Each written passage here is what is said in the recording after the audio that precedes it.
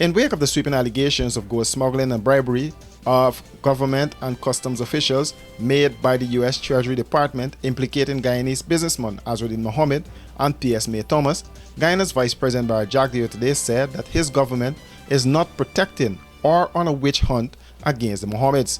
Speaking at his weekly press conference, Jagdeo said in keeping with the US sanctions, the central bank has since cancelled the Cambio license issued to Mohamed Enterprise. He also said that his government, through the finance minister, wrote to the Secretary of the Treasury. He said that the Guyana Revenue Authority wrote to the IRS requesting further details on the allegations of gold smuggling made in the press statement. We are neither protecting the Mohammeds, nor are we witch hunting the Mohammeds. We have made it clear from the very beginning that people who break the law will face the consequences. And therefore, if the Mohammeds break the law, they will face the consequences. But they have, as Guyanese citizens, a right to due process too, like any other citizen. So we want to know who the officials are, the government officials. We have asked the US government at the top level, the Secretary of the Treasury of the United States of America. We wrote directly to her asking for all of the information about these illegal transactions, the smuggling, as well as all the government officials involved.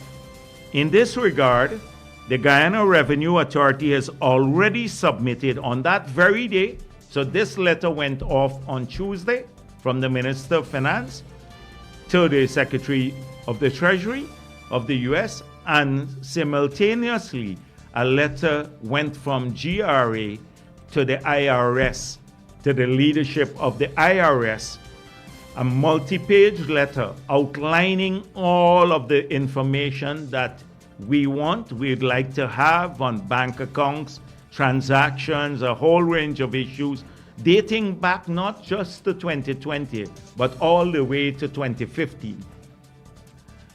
And we also indicated by when we would need this information, because there is a statute of limitation in Guyana too for some issues, particularly some types of crime.